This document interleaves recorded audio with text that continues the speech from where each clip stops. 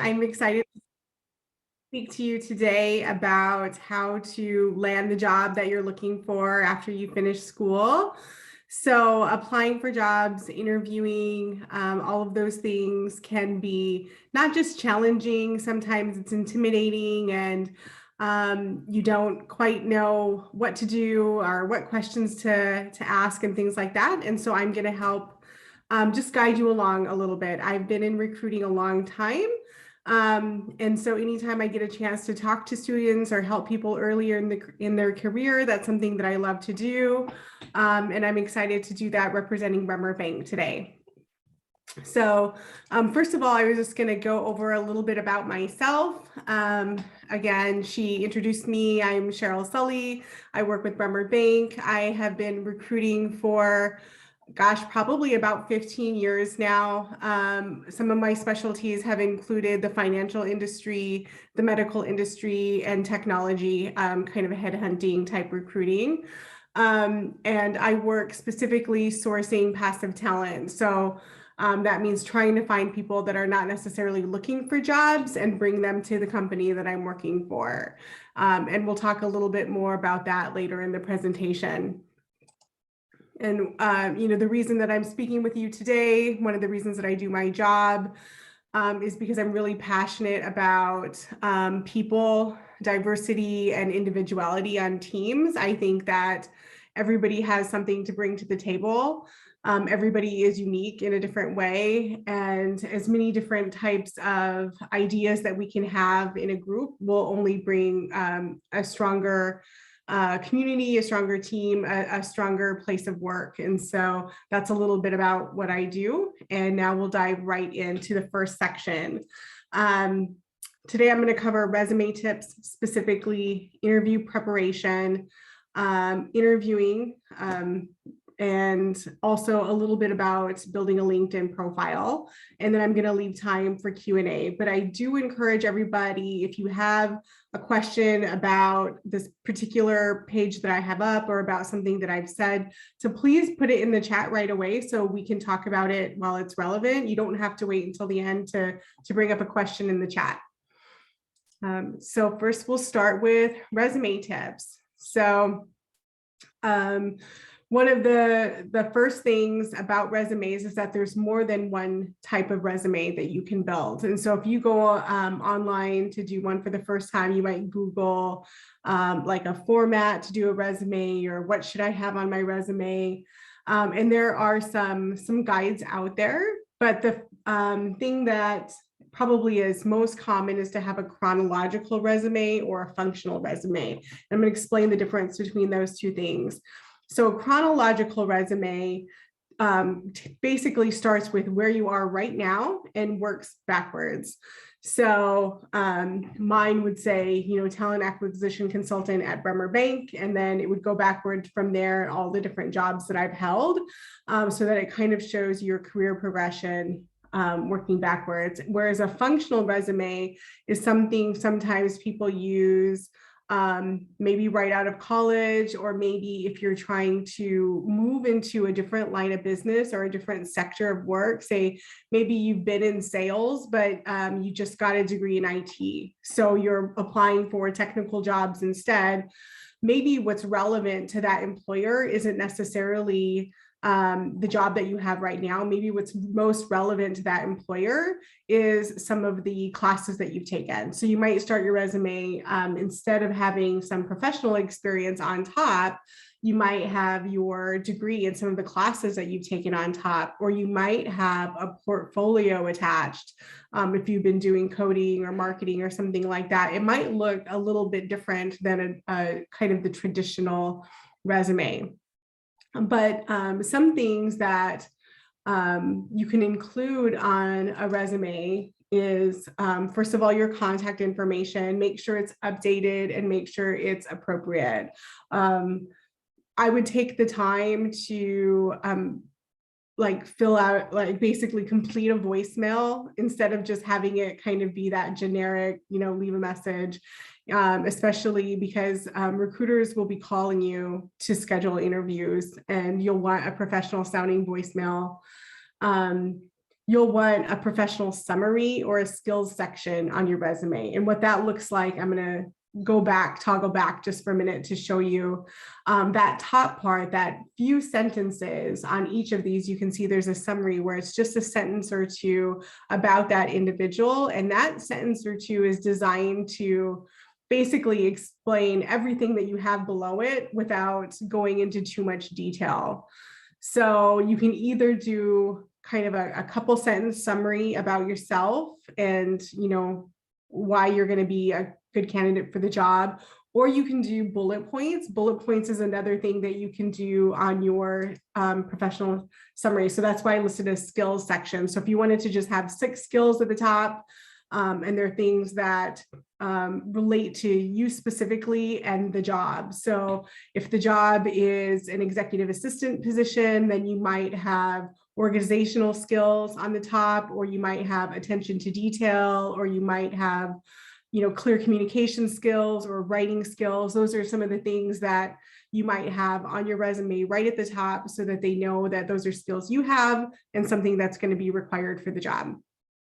Another section you're going to have on your resume is your education, of course. So you can put in your degree, your major, your minor kind of thing. Some people, depending on the type of job that they're applying for, might list some of the specific coursework that they've taken, especially if maybe you have a degree in general studies or a degree in management, but you're applying for a job that's in an accounting department. So if that's the case, you might want to list some of those specific accounting classes that you've taken or something like that, especially right out of school.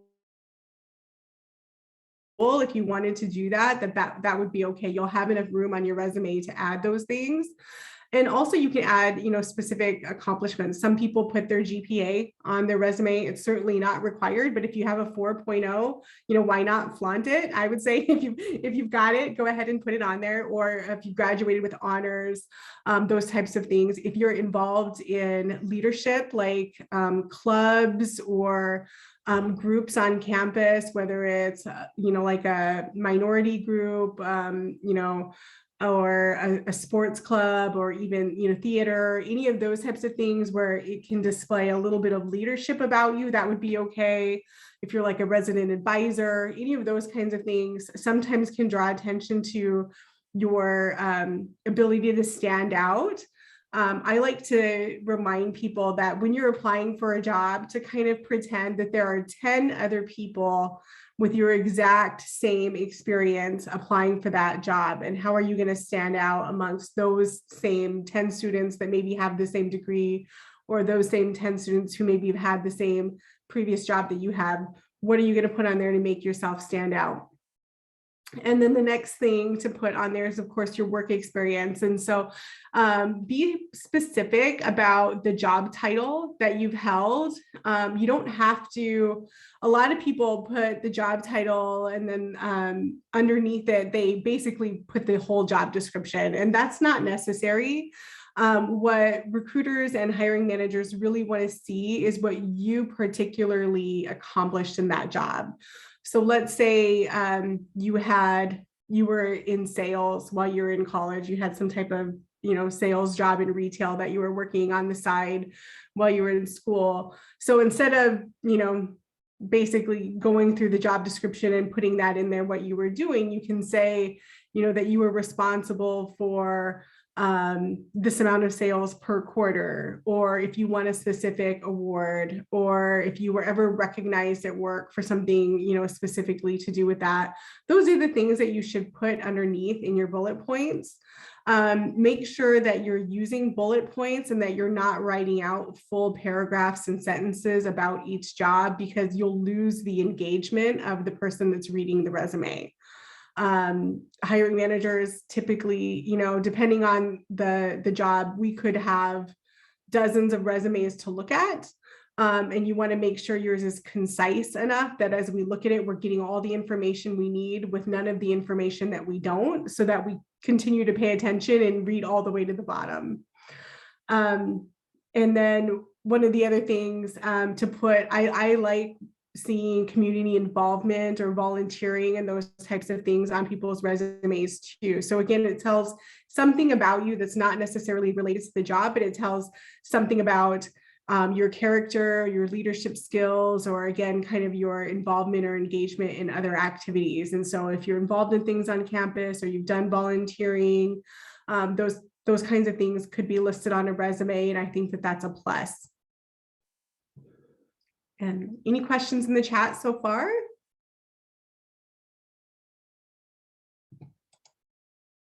All right, so just some other general tips are to make sure that your formatting is all, you know, like maybe one font, that the spelling is good, that the grammar is good. One thing that I particularly do and I encourage people to do is once you've written it up, read it out loud. You always catch some errors when you read things out loud versus just reading them, because when you read it in your head, you kind of fill in when words are missing and things like that. But if you read it out loud, you might catch something. And then also give your resume to someone you trust, whether it's a friend, an advisor, a teacher, a parent, you know, someone to read over it as well before you submit it somewhere. Make sure that you're using correct tense. So for the position that you're in, for the classes that you're in, use present tense, and then anything else should be past tense. It's very important not to exaggerate your skills or experience, because anything that is on a resume, you should be able to speak to in an interview. And then also, and this is really important, tailor your resume to the job that you're applying for. If you're applying for 10 different types of positions, and one of them is in banking, and one of them is in the medical field, and one of them is in IT, you know, just change the resumes a little bit each time to make sure that you're capturing the things in the job description for that particular job. In your resume, you might, you know, want to do that every time. Just look over the description again of the job that you're applying for, look back at your resume, make sure that you have the skills that correlate to that job before submitting it. All right, so we're going to go ahead and move on then. Next would be preparing for an interview.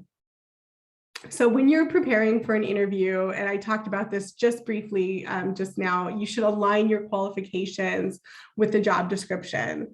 So what I do when I'm preparing for an interview is, I'm old school, so I like to print things out. I print out the job description, usually from the company's website, and then I go through line by line and write out how I'm able to demonstrate that particular skill. So if it says in the job description that I have to have the ability to, you know, communicate with leadership, or you must have presentation skills, then I jot down an example of a time that I've done that, so that when they ask me about that in the interview, I have a specific example that I can give of a time that I completed that item. Or again, if it says in the job description that I'm going to need experience, you know, using online scheduling systems or whatever, then I write down an example of jobs that I've had where I had to do that, so that I'm ready when it comes to the interview questions. Another thing to do is to do some research maybe on the company website and find out a little bit about the company, to make sure that it's a fit for you as well. When you're interviewing for a company as a candidate, you should be interviewing the company just as much as they're interviewing you. You want to make sure it's the type of corporate environment that you want to work for, that the company has values that align with yours. Those types of things are important to make sure that you find where you're going to really be happy. And so that you don't have to kind of hop around right away to find a place that is the environment that you want to work in.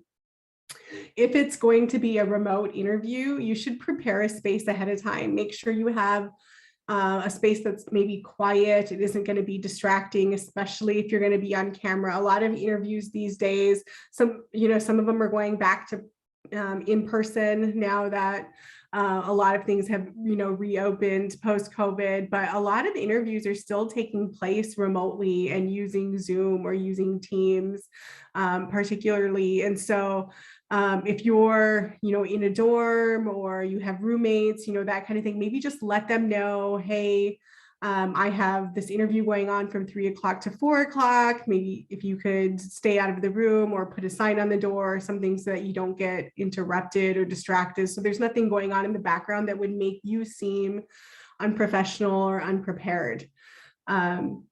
And if it's in person, I always encourage people to do a drive by the day before and like practice how long it takes for you to get to where you need to go. Know where the parking is, you know, those types of things, so that you're not thrown off course the next day. So that if this traffic is bad, you can arrive there a few minutes ahead of time. I usually encourage people to try to arrive 5 to 10 minutes early. Don't arrive earlier than that. Because it might make the interviewer feel like they have to rush to get to you if you arrive too early, and you don't want to mess up somebody else's calendar either. But always arrive a few minutes early if you can. If you arrive too early, I always encourage people, that's a good time to stay in your car for just a minute and go over your notes, go over your resume, maybe that job description one more time to prepare in your head what you're going to say. But it's a good idea to know where you're going to be and that kind of thing. And next we'll talk about, what actually goes on in the interview, and tips for that. So I already talked a little bit about arriving early. The next thing is to make sure you've silenced your phone. Make sure that it's not going off. Certainly if it goes off, silence it right away and don't answer it. That would definitely be a red flag to employers if you were interviewing for a job and you answered your phone. Unless of course it was an emergency. I think that people would understand that. And then bring a paper copy of your resume. I mean, if you're meeting in person, if you're meeting, via Zoom, obviously that doesn't apply. But if you're meeting in person, and you know how many people are going to be there, if it's just one person or if it's a panel interview, bring enough copies of your resume for everybody in the room. It'll just show preparedness. Even if they already have it, that's fine. Have them with you just in case. And then try to remember people's names if you can think of it. And so when they introduce themselves right away, try to remember their names and use their names throughout the interview. That's always a good idea to make them know that you're paying attention, that you're engaged, that you care about this interview. And then the next piece of advice, the next bullet point, is the most important thing I'm going to talk to you about today. If you don't remember anything else from the webinar, this 5th bullet is the most important. It's answering questions using the STAR method. So we're going to talk a little bit about that for a minute. So most of the time, employers are using what we call behavioral-based interview questions. And what behavioral-based interview questions mean, you can Google it and you'll find a list of example behavioral-based interview questions. But a lot of them start with something like, tell me about a time when, or share an example of this. And so one of them might be, again, tell me about a time when you disagreed with a coworker or a fellow student on a project, and how did you get through that? So that's a specific example question. And what you're going to want to do is jot this down. The STAR method is the situation, the task at hand, the action you took, and the result. So I'm going to go through that again. So the situation, the overview was, this was what the project that we were working on, or the assignment that was due, and this was the disagreement that my peer and I had. So the task at hand was to resolve that disagreement so that you could decide on what you were going to do for the project in order to turn it in on time.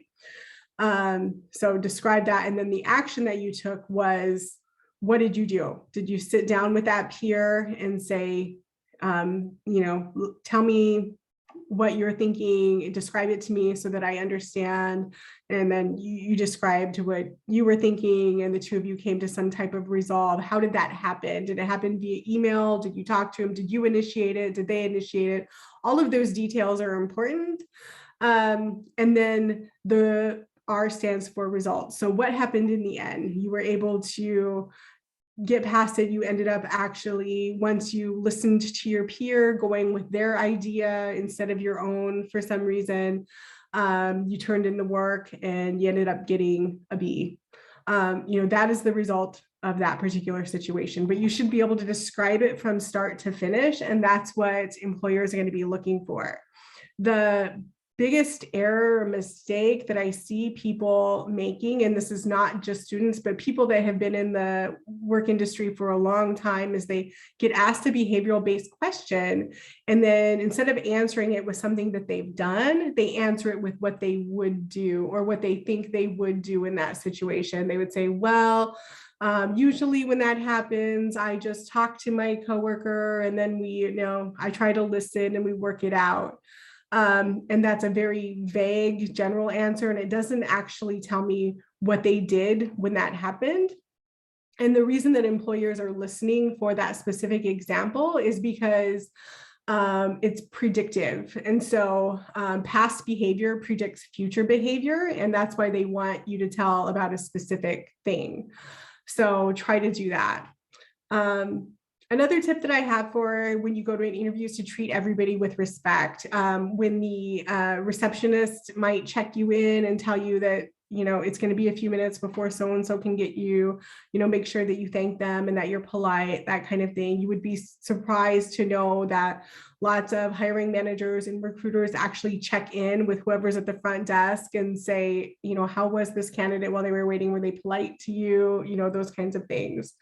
Make sure that you dress professionally, for the job that you want. I'm not saying you have to go out and buy a suit and tie, but, make sure that you're not wearing, torn up jeans or flip-flops, those types of things to interviews. And then make sure that you've prepared questions to ask. So even I've made this mistake before interviewing for jobs where we get to the end and they say, do you have any questions? And I'm like, no, I'm good. And then later I really did have questions. And I think sometimes you're worried as an interviewee that if you ask questions, then it makes it seem like you don't know what the job is. And it's not that at all. This is a really good example for you to ask things like, what's the training on the job like? Or what are going to be the expectations within the first 30 days or 90 days of the position, or what type of career advancement opportunities are available at your company? That's a very appropriate question for you. As well as, how will my results be measured? Or are there opportunities to like do some community activities or volunteering at your company? Those kinds of things are very appropriate questions and would be appreciated by any hiring manager. As a recruiter, people ask me questions every day as I interview them. And one of my favorite questions also that people ask, and I think that it's an interesting question, is why do you like working for this company? And when you ask somebody that, you're going to get a different answer from every single person that works for that company. And you might find out something that really means something to you or is valuable to you personally. So that's a good question to ask as well. All right, any questions in the chat, or shall we keep going? Okay, we are flying right through this presentation. So next, we're going to talk a little bit about LinkedIn. So I think it's important to have a professional online presence, even as a student coming out of college. In fact, especially as a student coming out of college. And the reason is we talked a little bit in the beginning of the presentation about what I do, and I do passive recruiting for companies, which means I'm out there looking for people and trying to get them to come work for the company that I'm recruiting for. And I can't do that if I can't find you. And LinkedIn is the best way to find professionals online. You can also have, resumes out on Indeed or Career Builder or, other sites. And recruiters can find you that way, but most recruiters are using LinkedIn. And so I definitely recommend having a profile out there. It's free to do so. Once you have a resume ready, all you need to do is upload it and then, have a professional photo and you're good to go. So I'm going to go over with you a few tips about what to have on a LinkedIn profile so that somebody like me can find somebody like you looking for a job. So first of all, use your resume to build your profile. It's very, very easy. Again, once you have it all written out, you can upload it to LinkedIn so you don't have to retype all of the same stuff. Next is to use a professional looking photo. Sometimes I see people where they're like wearing sunglasses or they kind of have made a goofy face, that kind of thing. So I would discourage that if you can. Find something where it's maybe 3/4 up. Not to have other friends or coworkers in the photo with you, or significant others, or your dog. If you can, just a photo of you, straight on if possible. And then what else do you do with your LinkedIn profile once you have your resume and your picture on it? Well, first you should start maybe following some other companies that you might be interested in. And it doesn't have to be companies that you're interested in working for, but just companies that you're interested in what's going on. And so examples might be, you might follow like the Wall Street Journal to see, what types of articles they're posting. You might follow companies like Meta or Apple or Microsoft, things like that, to find out what's going on, what's new in technology. If you want to work in banking, let's say, you might follow Bremer Bank, you might follow US Bank, you might follow TD Bank or Wells Fargo, or some of the prominent banks where you are there, in the Twin Cities. Those are some examples. And then you might want to follow some organizations specific to home, or organizations that employ people in your area, or organizations that are like nonprofits. Like maybe you want to follow the United Way, or maybe you want to follow, the college or university that you're attending, those types of things, so that you can make connections from those places. And then you can get involved in other ways. Specifically where I'm at, I am in the Chamber of Commerce Professionals of Color group. So, I follow them on LinkedIn. I attend all of those events. That LinkedIn is a great way to find out about those things. The other thing is you can follow leaders or influencers that you respect. If you want to know, if you want to follow people like, former President Barack Obama, or even celebrities, if you want to, if you're interested in what they have to say, you can certainly do that.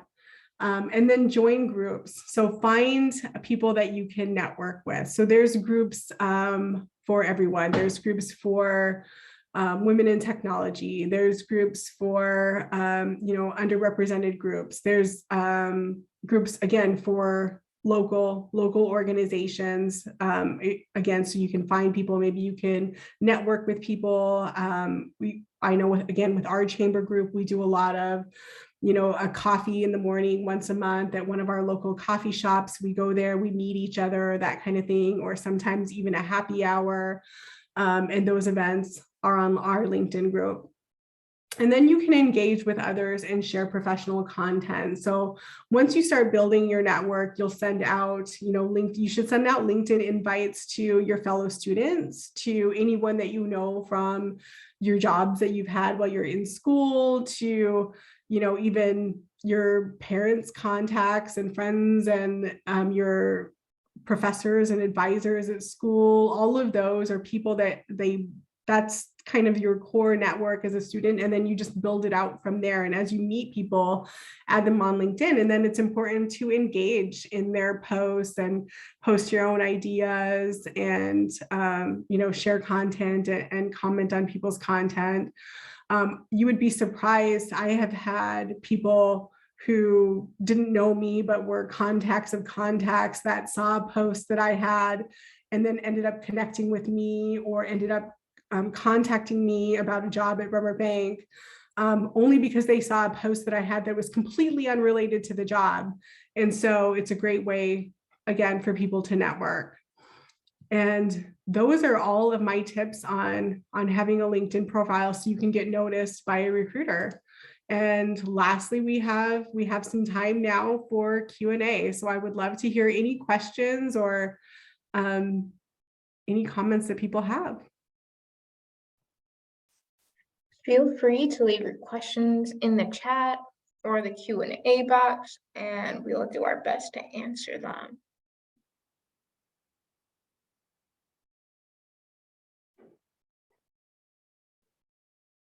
I have a question, Cheryl. Well, I know it takes some time to type, but would you say there's a difference? Because, some of our scholars are graduating, so considering, they'll be applying full-time jobs, and some are looking for internships right now. Is there a difference between, how you should apply as an intern, especially when you don't have that much prior experience, versus applying for like a full-time position?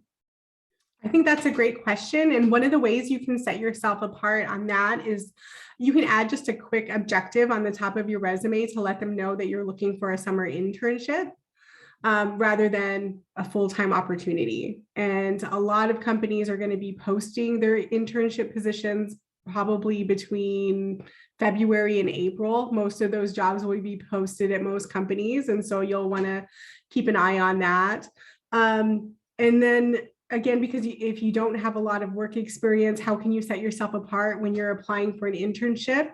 And I think some of that is talking specifically about what you've accomplished in those courses that you're taking. And so again, if you have that good GPA, brag about it. Or if you have led a team project, be sure to note that. You can put that information in that kind of like that top skills section, and make sure that the internships that you're applying for really match what you want to do, and don't apply for every internship at a company. So for instance, at Bremer, we might have 15 internship openings, and some of them will be in marketing, and some of them will be in IT, and some of them will be in wealth management, and some of them will be in, insurance. We'll have all of these different things. And if we get an applicant that applies to all 15 openings, we honestly have no idea what they really want to do. And hiring managers often then are not interested in that candidate. And so what they are looking for is somebody who really knows what they want and is focused in on that one thing, and then can tell us what they've done so far in school to work towards that, and maybe what kind of career they want to have. So keep that in mind. Yeah, that's really good. I've never heard that before, and I'm so glad you said that, because I was definitely guilty of that. I find a company that I'm like, oh, this sounds interesting, and apply to like 5 to 10 internships at that one company. Oh. So that's really good insight. That's probably why they're like, she probably doesn't know what she wants, so maybe not. But I will also encourage scholars, you don't have to know exactly like to the T. Right. You don't have to be 100%, but don't be so scatterbrained. Like, have at least an idea of what you might maybe pick a couple departments, but not all of them. yes, because IT to HR, that's a little okay. And then for marketing, IT, it's like, all right, do you really know? But yeah, that's really good. We got a question in our Q&A box. Thank you so much. And please keep sending in your questions. It asks, how do we bring up salary negotiations during interviews? Good question. So usually in the course of an interview, the recruiter or the hiring manager will ask what your salary expectation is, and you should be honest at that time. A lot of times if I ask about a salary expectation for a job and the candidate tells me that, they're looking for $60,000 a year, and I know that this position is only going to pay $48,000 a year, I tell the candidate at that time, that's priced out of the job that I'm recruiting for right now. And I give the candidate the opportunity to withdraw their application based on that salary. So if the salary doesn't match, be honest with the recruiter, the hiring manager up front, and then you won't have to go through the process, I guess, of going through like 1 or 2 rounds of interview and then finding out that you're going to get a job offer, that you won't accept. The other thing is, you can just ask, the recruiter up front. If they don't ask you in that initial round interview, it's okay for you to ask them, what is the compensation for this position? Because certainly you don't want to waste your time either. And then when it comes to negotiating the salary, it should be easy because you've already gone through that conversation in the interview process. You've already told them what your expectation is, or they're aware of it. And so if you told them in the interview, I need, again, that, let's say $48,000 a year to start in this position, and they come back and they offer you $46,000 a year, you can tell that recruiter, I apologize, but I have to know if there's wiggle room on this, base pay, because I did let you know when we talked before that I wouldn't be able to accept anything under 48. And that should make it an easy conversation because you already brought it up once. And then, they'll let you know whether or not that's possible. Sometimes it's possible. And as a recruiter, I would always advocate for candidates, it's okay to ask. But you might not always get it. Sometimes there are a lot of things that go into what salary you're being offered. And it's not just the range of pay. It might have to do with the specific amount of experience that you have related to that job. It might have to do with internal equity. And that means what other employees within the company are already making that have that job. And if somebody at the company who's already been doing this position for 3 years only makes 48,000, then they're not going to be able to pay you that same amount if you haven't been doing the job for 3 years, if that makes sense. And so there's a lot of things that go into what they offer you for pay. It's not just kind of what they decided that you were worth in the interview. There's kind of a lot of things that go into it. But it's okay to ask. The only thing I would discourage is if you go through the phone screen process with the recruiter and you tell them I would accept anything above 48,000, and then the offer comes and it's 49.5 or whatever. At that point, if you try to negotiate for a salary, it's gonna look bad on you because you told them that you'd accept 48. They prepared an offer that they think is great for you because it's above that amount. And then if you try to negotiate on top of that, it doesn't look great.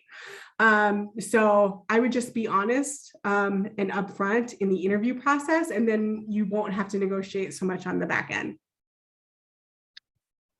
That's really good advice. I wanted to ask a follow-up question to that one.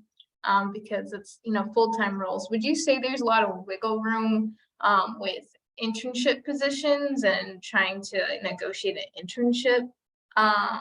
So most of the time with internships, there's no wiggle room, only because companies only have a specific budget for interns. It's different than a full-time position where we might have an open range and it depends on years of experience. Whereas interns, we're not expecting years of experience, right? We're expecting people who have no experience, but may only some knowledge from school. And so usually internships that are paid, it's a flat amount, and that's all everybody gets. And so for those, you can ask, but you'll find out in the interview process what the pay is, and they're not going to be able to negotiate above that. Yeah. So just so you scholars know, budget determines a lot of things. So yes, especially when it comes to internships, they're most likely not going to, especially if it's a larger company, I've realized. There's a set budget versus a smaller company. They were considering maybe having an intern. They might negotiate with you, but it's not as much as a negotiation as just finding a fair point to settle on pay. So yeah, that's really good advice. I want to give a chance for anyone else to ask any questions here. I'll give you guys like another minute or so to ask questions. Since you brought up internships and we're waiting for any other chats, I'm going to just do one other piece of advice there on internships. So let's say you get, you interviewed for a few different internships and you get 2 offers. And one of them is, you get an offer at a company for $18 an hour and it's a summer-long internship. And, you think that it would be a really great company to work for when you get out of school, or the internship is in a specific department that you really want to work in, or you want your field of career to be. And then the other internship that you're offered is maybe $20 an hour. but it's not a company that maybe you see yourself working with long term, or it's not something where you feel like it would be the launching pad for your career. My advice would be, I know $2 an hour makes a big difference when you're young. I understand that, but take the offer with the company where you really feel like you could develop a career. And the reason is I have seen over and over and over again that companies get impressed with their interns and they end up offering them full-time positions later. So even though it might be a couple of dollars an hour less for the summer, that might lead to the job that you want, or you might gain the skills that you need to get the job that you want later. So again, I know that when you're not making a lot of money, $1 an hour is a big deal, but launching your career in the right direction from the get-go might be a bigger deal. Yes, I second that completely. The only time I ever took an unpaid internship was because I knew it was going to lead to the full-time job that I wanted. And it did. So it's like, sometimes it is worth it to take those lower paying ones. Very rarely though, I don't to advertise unpaid ones especially. Yeah. But consider what you're trying to do first. We have another question here. This is a really good question. How long should your resume be? What should you do if it ends up being too long or too short? Oh, good question. So I don't think as a student, it's going to be too short. So one page would probably do it for a college student applying for an internship or a first-time job. It really shouldn't be longer than a page. I mean, I don't think that it would need to be, unless you're a non-traditional student and you went back to school, you like in your 30s, or let's say where you had like a decade of work experience first, then maybe it might be 2 pages, but usually one page will do it initially. And then as you build a career, a lot of people get stuck on this where they think the resume has to stay one page and I'm going to have to cut a bunch of this out and that's not really the case. As you've been in your field for a long time, or if you've been in a company for a couple of years and then you switch to another company for a couple of years, by the time you get to the third one, your resume might be 2 pages, and that's okay. I always tell people, don't worry about that. As long as the information on it is really valid and applicable to the job that you're applying for, don't worry about the length. If it's 1 page or 2 page, don't worry about the length. If it gets over 3, maybe worry about the length, unless, by that point you're applying for, C-suite, type positions and director level positions where you have to show a lot of experience, then maybe, 3 or more pages is appropriate, but most of the time 1 or 2 is fine. And then I would just defer back to, if you think that it's getting too long, that was the second part of your question. If you think it's getting too long, what should you do? And then I would make sure again that you're using the bullet points and not paragraphs or long sentences and things like that. Try to sum it up. Again, it should be a brief summation of why you're qualified. The resume is just to get you the interview, right? And then the interview is going to be what, how you explain all of those things. And so tell enough on the resume to highlight yourself so that you can get the interview, is what I would say. Yeah, I like the way you said that. Like it's like the appetizer to be like, this is why you should be interested in me. That's a really good way always to leave them wanting something more, right? So that they have Yes. to call you. Yes. And I will tell, especially the scholars that have resumes that are too long. I know a lot of you have had like some really great opportunities where you got to like intern as a high school, especially if you went to Cristo Rey. I know Cristo Rey does a very intense, like most of their students do internships while they're still in high school. So they already have like a pretty long resume, and that's really great. But I will say, for a lot of students applying to things, a lot of places are going to say like only 1 page. Don't give me more than 1 page.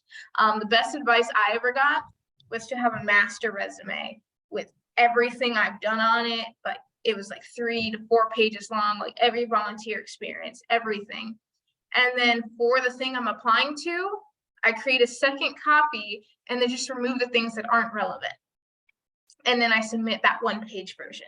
And that was honestly, yeah, that was like, oh, chef's kiss. That was the best way to do it. Because then I don't feel like I'm missing out on sharing something. And if I want to share something I had to delete, then I can't. but at least I'm highlighting the things that are important to what I'm applying to. So That's a great tip. And it goes back to, again, tailoring your resume for each job, right? Like that's the way that you're doing it. Another thing I tell people who have been in their career a while, when you have your like 6-month review with your manager, you go through your accomplishments that you've done in the last 6 months. That is a perfect time to update that resume every time and add those things in so you don't forget about it, or update your LinkedIn profile at that time. And for students at the end of the semester, that is a perfect time to update what classes you've taken or anything that you accomplished that was significant. yes, yes. And for scholars that say their resume might be too short, it doesn't quite fill a page, make sure you're saying everything that you do. You guys are a little too humble. Make sure you're sharing what you're doing. Like I look over your resumes and I see a lot of times you don't even mention you're a paid scholar. That's a big deal. You do 50 hours of volunteer service every year. That's part of Those, being a paid scholar. yeah. Or you're an accelerate program, or or like skill building webinars like this. Like some of you guys attend almost all of them. That should be added, that like, oh, I'm continuing, learning about my professional skills. And those are things you should be adding to it. You don't have all the experience to fill it. Totally agree. And if you're not sure how to put that on your resume, add a little section at the bottom that says professional development and all of the webinars that you've attended. That's a wonderful thing that you could add if you're worried about not having a full page. Yes, awesome. Um, well, we're almost to the end of time. I'll give like a few more seconds for any other questions you guys might have, but I want to end with this question. Is there opportunities right now that scholars should be on the lookout for at Bremer Bank? So we will be posting our internships, I believe, in February, maybe March at the latest, but usually I think we post them sometime in February. So we don't have any on our website right now. Our budget for interns this year, I believe, is 15 positions, and I don't know which departments will get them. So each department kind of submits, how many of the interns they want, that kind of thing. It goes through a process. And so I don't know yet which departments will have interns, but I know that we'll have 15 internship positions available. So I do encourage you to keep an eye. And if you can jot down my name, Cheryl Sully is the presenter, connect with me on LinkedIn. As soon as you build your resume, build in your LinkedIn, connect with me. I will post those internships on my page. You can follow me and see any of the jobs that we post, those kinds of things. And so recruiters like myself usually, just so you know, keep our connections private. And what that means is if somebody connects with me on LinkedIn, their boss won't see that they're connected with me, that kind of thing. I don't want anybody getting in trouble for connecting with another recruiter from another company. So feel free to do that. Yes. I forgot what I was gonna say. Lost my train of thought. But yes, be sure to be on the lookout for these types of things. Oh yeah, I wanted to give Scott, because it's hard to understand sometimes why things don't work out the way you want it to, but so students understand, because I learned this, that recruiters aren't the ones creating the jobs. So it's department heads coming to a recruiter to say, oh, we're looking for this person, and they help them job, or help them find that person to fill that job. Right. So I know a lot of times scholars will ask a recruiter like, oh, do you have this in this department? Do you have this? And it's like, they're not always going to know, sometimes maybe off the top of their head. But yes, but they're going to be the first to know outside of that department who is looking to hire. So you should always be aware of that. But it looks like we don't have any more questions. So I'm not going to keep holding you guys, but I did put Cheryl's LinkedIn in the chat here. Please take advantage of LinkedIn. Like Cheryl said before, it is like the bread and butter of recruiting and like finding a job now. Before it used to be like like some people are on it, but I check my LinkedIn every day now. Like it's like checking my email. It's where I find a lot of opportunities, and it's where I share a lot of opportunities too, especially for the scholars graduating, because you'll no longer be in our e-blast list. I will still be sharing full-time opportunities that may not be for current scholars, but scholar alums, you should definitely connect with me on LinkedIn. But yeah, But I want to thank you, Cheryl, so much for your time. I really appreciate you sharing this information because I still always learn something. And I think I'm smart, but I don't know everything. So I really appreciate this and thank you so much. You're welcome. Thanks so much for having me. Yes. I wish everyone a good rest of the day and to stay warm.